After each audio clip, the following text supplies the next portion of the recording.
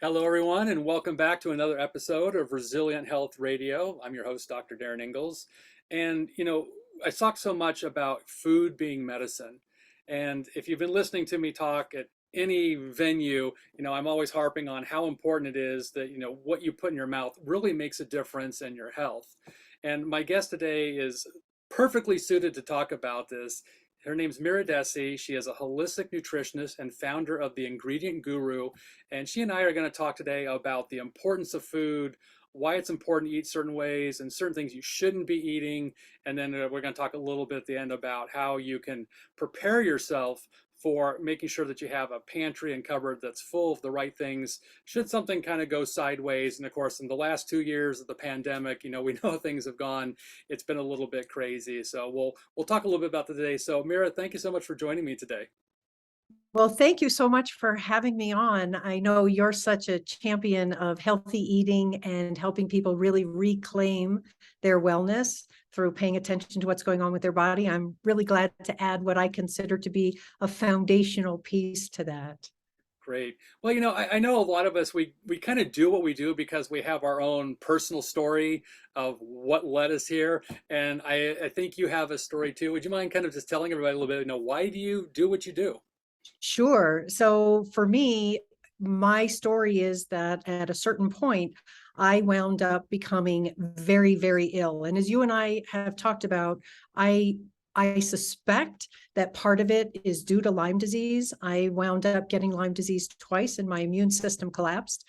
I was diagnosed with 5 different autoimmune disorders, although we all know autoimmune disorders don't live in little bubbles. Right. It's a spectrum. But I was so ill, I could not walk up a flight of stairs. I could not raise my arms over my head. I couldn't take care of myself or my family. And as I began to look closer into what was going on, I realized that I had lots of doctors and lots of medications, but nobody was talking to me about my food. And I began to change the way that I ate, removing things that were not food from the diet. And surprisingly, there's so many of those at the grocery store. And as I began to get better, realized that there is this misunderstanding about what we eat. It's not really what we eat, it's what's in what we eat that can be a challenge. And that led me to go back to school, become a nutrition educator, write a book, and begin to talk and share and help people. Wonderful. Well, let's talk off about, like reading labels. I think this is one of the things that, as a consumer, it makes me a little bit crazy because I don't think, certainly in the United States, that we really have truth in labeling, right? I Mhm. think the EU has much better guidelines on really being forthright about what's in food. As you mentioned, it's not just about the food itself, it's the way it's prepared, it's the way manufactured. And the labels are supposed to give us the right information so we can make better decisions about what we put in our mouth. Why is it why is it so confusing when you're reading a label to really get the right information you need to know about feeding you and your family? That's such a great question. And part of the challenge is that, first of all, we're not really taught to read the label or to look at what's there. Food producers use something called front of package labeling. They spend tens of millions of dollars to figure out what are the buzzwords, what are the things that we're interested in. They put all those in the front because they want to misdirect us and keep us from looking at the label. If we do happen to turn that package over and look at the back, most people are only looking at the nutrition facts. So that number piece up at the top. And there are some, misdirections there as well, because they're allowed to say that there's only so much of something in there. And it turns out that the serving sizes are very misleading. So there's a lot of funny math that we have to go through. And most people don't take the time to sit down and do the math. And then the other part that almost no one looks at is the ingredients at the bottom. And that's where there's a lot of manufacturer misdirection, in part because things hide under something called generally recognized as safe. Yeah. And we can certainly come back and talk about that, as well as the types of ingredients that are in there. So, for example, one of the biggest things that frustrates me to no end is that they're realizing people are paying attention to how much sugar is in their diet. And so instead of using just sugar, they'll put 4, 5, 7, 8 different kinds of sugar or sweeteners into something, because then it's lower and lower on the label and you don't see. Whereas if it was number one ingredient, people might put it back. And then to your point, in Great Britain, they have to put a lot more warning labels about artificial colors, for example. Same thing in Australia, and a lot of other countries pay more attention to the impact of those ingredients on our body, and they actually have to label that there's a problem, or they don't use it. That's the other thing that happens. A lot of American companies manufacture for the EU, and they will leave those ingredients out because they don't want to put the disclaimer on there. But because that's not a requirement here, they'll still use it. Yeah, I think a great example is corn syrup. In the Mhm. United States, because we don't make sugar in the United States. We have to import it mostly from Southeast Asia. So corn is a very inexpensive ingredient to use and a very inexpensive sweetener. But I find it, so misleading because they call corn syrup a lot of different names. It's dextrin and maltodextrin and fructose and glucose and sorbitol and maltitol. And, when you read an ingredient, you see a sweetener. If they don't tell you, more often than not, it's some hybrid of corn syrup. But the fact that it's got a higher glycemic index than cane sugar, it's addictive, and they hide it in food, it kind of tells you all you think you need to know about the food manufacturers, that, they're trying to get you hooked on the food, right? It's just, Absolutely. And part of the challenge is we're biologically programmed to seek out sugar. Like that's yeah. just something our little lizard brain responds to that. And so they start putting it in things that are savory, crackers, ketchup, pickles, things that we don't necessarily mentally associate with being sweet. The challenge is, if you're eating that much sugar for your savory foods, how much sweetness do you need for something to be perceived as sweet in order to be a dessert? So we wind up over consuming, and that then leads to a whole host of health issues. It can cause inflammation, obviously weight gain, diabetes, cardiovascular health. There's a wide range of health issues that are related to overconsumption of sweeteners. Well, I think you just said the buzzword right there is inflammation. And, Mhm. pretty much any chronic disease is tied into some element of inflammation, whether it's, cardiovascular disease, autoimmune disease, diabetes, obesity. I know that the list is long and distinguished, but maybe highlight, what are some of the no-no foods out there that are some of the biggest culprits of triggering inflammation? Sure. Well, sugar, of course, we've just touched on, and I'd actually like to talk about one sweetener in particular that seems to limp along under the radar and nobody really pays attention to it. A lot of people have become aware that high fructose corn syrup is really bad for you. Right. It's approximately 55% fructose by volume, super bad for your liver, definitely not a good choice. And there is another ingredient called crystalline fructose, and it tends to hide in things like sports drinks, frozen yogurts, other kinds of things like that. In very simplistic terms, crystalline fructose is simply dehydrated high fructose corn syrup, and it's approximately 90% fructose by volume. Wow. So it's way worse than high fructose corn syrup. So that definitely is not a great choice. And one of the other things that I encourage people to pay attention to when they're looking at foods, simply because they're so bad for us and can cause systemic inflammation, is trans fats. They're really not a great choice, in part because our body doesn't know how to process them. So anytime you see a label that says hydrogenated or partially hydrogenated, that generally means it's a trans fat. And the part of the challenge is there are studies that show it takes as little as 2 grams of trans fat to have an impact on cardiovascular health. They have been removed from the generally recognized as safe list, but they've not been banned. So they still appear quite regularly in the food supply. Yeah, I think it speaks a little bit to the food lobby in the United States. Again, how the rules are so different in the rest of the world. And here we're using things that the rest of the world has considered toxic, carcinogenic, just flat out dangerous. And, I've spent a fair amount of time in Europe, and I'm always surprised again, I don't buy these foods, but again, you pick up a bag of M&Ms in Europe, the ingredients are completely different. They don't use artificial dye. They don't use corn syrup. I mean, it's still candy. Take it for what it's worth, but the fact that it's still a, well, say, healthier version of the same product, even McDonald's, the Big Mac in McDonald's is not the same as the U.S. because of these Yeah. rules and regulations. So I think as a consumer, just eyes wide open that the food industry has one job, and that's to make money. They are Absolutely, not interested absolutely. in your health in the least bit. No, no. And part of the challenge is we don't always understand. We're not taught this, in growing up in primary education and even in college for many people, we're not taught the impact of these kinds of foods or food additives. One of the other things we have to keep in mind is in addition to inflammation, we have to look at gut health because so much of our neurotransmitters and so much of our overall body state is based on the gut. So something like trans fats, they've been shown to hinder dopamine and serotonin production. Well, so much of your neurotransmitters are manufactured in the gut that if you're eating things that are disrupting the gut or causing a problem and causing inflammation, it just becomes this downward spiral. Yeah, and then it gets compounded by the fact that we now know there's a direct relationship between the gut and the brain, that if you get inflammation in the gut through the vagus nerve, it can cause inflammation in the brain. In my practice, I work with a lot of kids with autism, and we see this consistently that when kids get into certain foods, almost immediately, I mean, it's not a true allergy, but you can Yeah. see that neurological impact when they get into certain foods.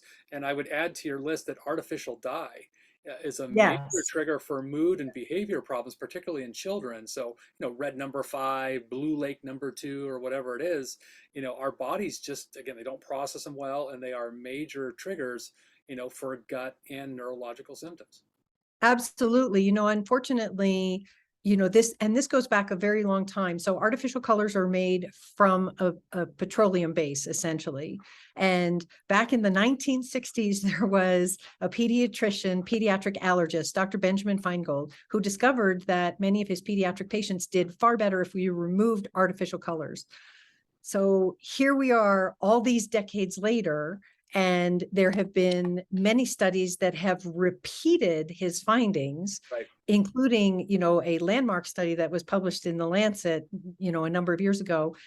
And we still include them. Our FDA unfortunately goes, we're not convinced.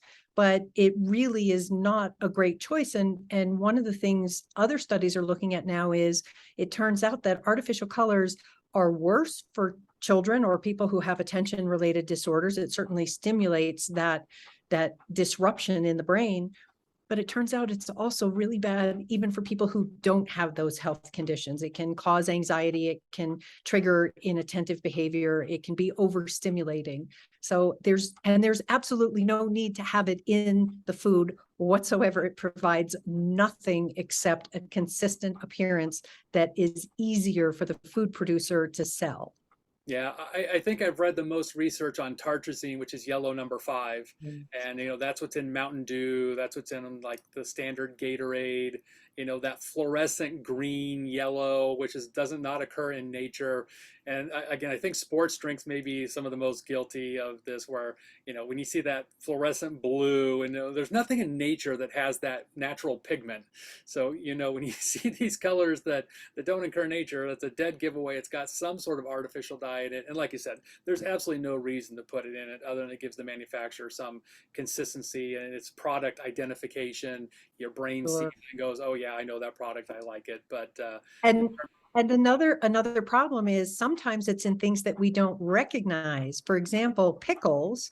A lot of people look yeah, at a jar of pickles and they're like, okay, it's pickles, and they don't realize that there's yellow dye, green dye, blue dye in there. Foods that are white frequently have blue dye in them because the weird thing about science is blue makes white look whiter. yeah. And so you can be eating things that if you're not reading that label, you don't realize, and you may think, oh, this doesn't have any color in it. And it turns out, yes, it does. Yeah, I was so disappointed. I love pepperoncinis, and I went to the store to buy some, and literally every single bottle, there is none that I found that's a Oh. pepperoni that does not have yellow number 5. That's what makes it that color. Even though there are yellow peppers, which, as far as I know, you could probably make it from a Mhm. yellow pepper with vinegar and salt and whatever else goes in it. But every single one, I mean, I was at Whole Foods. You would think there would be somebody that makes a natural peppercini. So if anyone out there's listening and you know of it, please let me know because I love them. But I have not been able to find one that does not have artificial dye in it. It's crazy. Oh, yeah, that's amazing. So, on the heels of that, how important is it that people eat organic? I mean, it's certainly something I preach in my practice. I think, again, when possible, understanding that for some people financially it can be difficult. But, what's your thoughts on the importance of eating organic? I believe it's really important, and like you, I understand there are budgetary constraints with that. The challenge is to at least begin making that change. And I find that many people, once they begin to add a certain category of organic foods, and we can talk about a couple of those, you figure out what works for you, you begin to discover that there's more and more room than you think in order to be able to make these changes. And part of the reason it's so important is because of the toxic body burden that is the underlying factor that contributes to inflammation for so many people. If we're adding things like pesticides and artificial hormones and all of these other things that wind up showing up so much in our food, then our body has to process them. There's no nutritive value whatsoever. And that just begins to create this sort of downward spiral when it comes to inflammation. I do encourage people to at least begin with the dirty dozen. That's those 12 fruits and vegetables that are most highly contaminated by pesticides. The biggest proviso of that, however, is to follow that all the way down the food chain. So if you're going to take the time and money to purchase organic apples, please also purchase organic applesauce, organic apple juice, organic apple, whatever, and really be mindful about how you are consuming those things, where they're appearing in your diet. And then the next thing, of course, is to look at if people are consuming dairy, to make sure that you're getting dairy that has no added hormones in it. Our bodies don't need artificial hormone. And there's a lot of research that shows that it's really not good for us. Yeah, and so for those who are interested, to find the Dirty Dozen, the Environmental Working Group, it's ewg.org. Every year they publish their Dirty Dozen and their Clean 15. So the top 12 sort of most toxic foods, the top 15 cleanest foods. And so, yeah, if for people who are on a budget, if you can at least commit to the Dirty Dozen, at least those 12 foods, buy organic, when possible. And I think it's fascinating too, the largest organic retailers in the United States is Costco and I think Walmart. They are. Yeah, Yeah. so you don't have to go to Whole Foods, and honestly, since Amazon took over Whole Foods, it's not the same anyway. And I find here in Southern California, I can go to any of the chain grocery stores. They all have a very large organic produce section. Their prices are often a lot cheaper than what you would spend at a place like Whole Foods or even Trader Joe's. So it's not as expensive anymore to buy organic. Again, I feel fortunate to live in Southern California where you can grow a lot of things almost year round. So maybe our Yeah. prices here are a little bit better than if you live in other parts of the world, but again, it doesn't have to break the bank. And I've also advocated just for getting like frozen foods. You can buy Mhm. frozen organic foods, and although fresh for me is always preferential, it is another way to save money because the frozen version of it often is cheaper than the fresh, but at least it's still clean and organic. Well, and the other thing that I encourage people, if you're willing to purchase frozen, obviously you want to make sure it's just that single ingredient in the package. We don't want sauces, we don't want other things in there, but that can be a great way to extend the season. I do encourage eating seasonally. I think we get the most nutrition and the best support that way. But if there are certain foods that your family really likes and wants to have, if you're buying them frozen, they are flash frozen immediately after picking, or as close thereafter as they can get them over to the facility. And so you're not buying something that's been stuffed into some sort of a container and then force ripened with ethylene gas, or they're not picked underripe so that they can ripen on the 1,500-mile journey across country kind of thing. So that's another way to make sure that you're getting the freshest, most nutrient dense products. Yeah, and I think the other thing that's really come out of the research in the last certainly decade is that, organic foods have less glyphosate. Yes. Glyphosate is a pesticide. It's in a chemical called Roundup. And, they did a study out here in California a few years back looking at wine in California. And what's scary is that even in the organic wine, it had Roundup, it had glyphosate. And fortunately, it's so heavily used by farmers, certainly in the United States, that it gets into the table water, or it gets, I think, into even a lot of organic crops. So when you're eating organic, is it 100% organic? Unfortunately, probably not, but definitely it's going to be a lot less pesticide and herbicide. And again, looking at some of the research on glyphosate, Dr. Stephanie Seneff has done a lot of research Mhm. on glyphosate, and there's been a very strong association with autism. In fact, I Yeah. think the association, the correlation between the use of glyphosate and the rate of autism, it was something like a 98.6% correlation. Of course, what they say, correlation doesn't prove causation, Right. but with this rapid increased rate of autism, it does bear the question of that, is this an environmental influence that may be leading to that? And certainly if you're a pregnant mother and you're getting lots of glyphosate, and of course these are chemicals we tend to store in our fat tissue, and of course the baby's brain is just a big glob of fat, it'd be easy for that to accumulate in your baby. So certainly for moms who are considering getting pregnant or are pregnant, I think it's absolutely critical to eat organic for the health of you and your baby. But this glyphosate thing is a little bit frightening. Organic also tends to be more nutrient dense Right. because many of the pesticides and herbicides and even fertilizers that are used in conventional growing, the soil gets stripped. Whereas the goal in organic, sustainable, or regenerative farming is to continue to build up that nutrient layer so that the plant has access to lots of nutrients so that when we eat it, we're getting that nutrient benefit. Glyphosate is a chelator, so it binds with things like calcium and iron, and that means the plant can't take it up as easily. So Right. there may be less in there as well.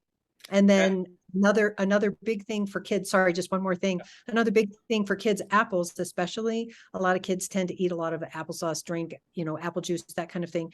Apples are a huge uptake for arsenic. Right. And so if we're getting organic apples, they're not fertilizing with arsenicals.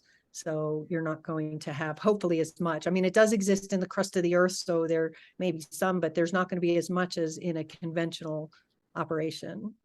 Yeah. Well, arsenic, yeah, we know can get into apples. It gets into rice. It gets Yeah. into other foods, and yeah, I guess that's maybe another different topic. But certainly, I think as much as you can do organic, again, you're getting more nutrient dense foods, less chemical exposure, and for really any kind of chronic illness, but even just for, again, maintenance of health.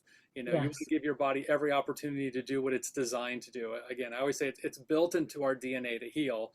We just got to get the obstacles out of the way. So if you are relatively nutritionally depleted, or you're getting loaded with so many chemicals and toxins, it's impairing your body's ability and cells' ability to function the way it should, the end result of that is usually some element of ill health. Absolutely. Absolutely. So, I want to kind of close out our conversation. The last 2.5 years during the pandemic, I think, has been interesting in terms of how people have approached food. I've seen in my practice people go really one of two directions.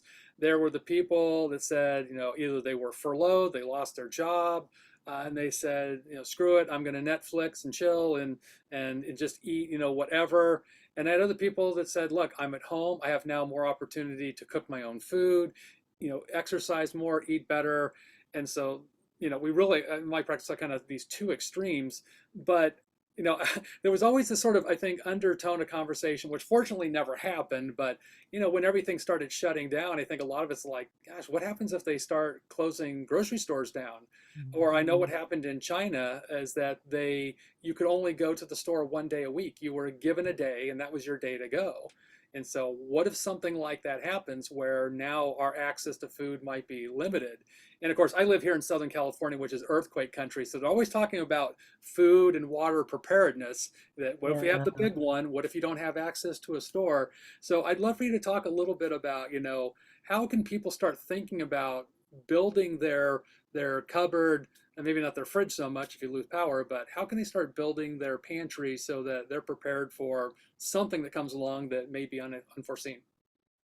That's such an important point, and I do actually have a program. It's called the Preparedness Pantry Masterclass, and part of it is, like you said, natural disasters. Like you live in earthquake territory, I live in hurricane territory. So we're guaranteed at least a couple times a year something's going to happen, and you either can't get to the grocery store or they don't have what you need. If you learn how to build a pantry that has what your family needs, you not only don't have to stress as much if there's a shutdown for some sort of natural disaster reason, it also makes sure that, I have been to the grocery store, we all have, where certain sections are empty or the shelves are very thin. If you have what you need at home, you're not as stressed by that. And then the other thing is, for anyone who has specific health conditions that require them to eat a way to support their body and their wellness, you have to make sure that you have what you need on hand. And the biggest thing that I encourage people to do is to get into the habit, obviously not for the fresh produce, because that only lasts for so long, but in general, to learn to shop, to fill your pantry, and then to cook from the pantry. Most people, we've gotten so comfortable with the fact that most of us live, within just a few miles of at least one or two grocery stores. We can run there last minute and just pick something up if we need to. We really need to get out of that habit and learn how to cook from our pantries so that we make sure that we always have what we need. And then we also want to make sure that we're rotating it and we're using things that our family wants to eat, because I remember during the beginning of COVID, I went to the grocery store and there were almost no dry beans left, because lots of people like, oh, we should get beans. But if your family does not like beans, they are not going to like you very much if you all of a sudden, and if you don't know how to rehydrate them and cook them, like that's a problem. So learn how to build a pantry that's the right fit for your family. Yeah, I think it's a great point. And like you said, for people who have specific dietary restrictions, again, in my practice, that's a lot of my patients where they have celiac disease, they're sensitive to certain foods. And if you're now dependent on someone else providing some dry food, and I can imagine if there were a disaster, you might have easy access to crackers and pasta or something that maybe you're allergic or sensitive to, and that doesn't Mhm. serve your higher interest. So being aware of what products are available to meet those needs in a disaster is really quite smart. I also, I want to convince people to take the time and effort to build what they want to eat, what their family will enjoy. And please do not buy the $175 bucket of bad ingredients that they sell at the big box store. Like, it's just terrible stuff. It's not good for you. And, somehow we think, oh, we need to have this in an emergency. Well, in an emergency, do you really want to eat that? Probably not. Well, Hopefully not. we're going to drop the link in the show notes. If people are interested for Mira's Preparedness Pantry Masterclass, so we'll drop the link. I think you're going to find it's a great course. It's going to give you a lot of great tips on, again, how to build your pantry specific to your needs, your dietary needs, your family's needs.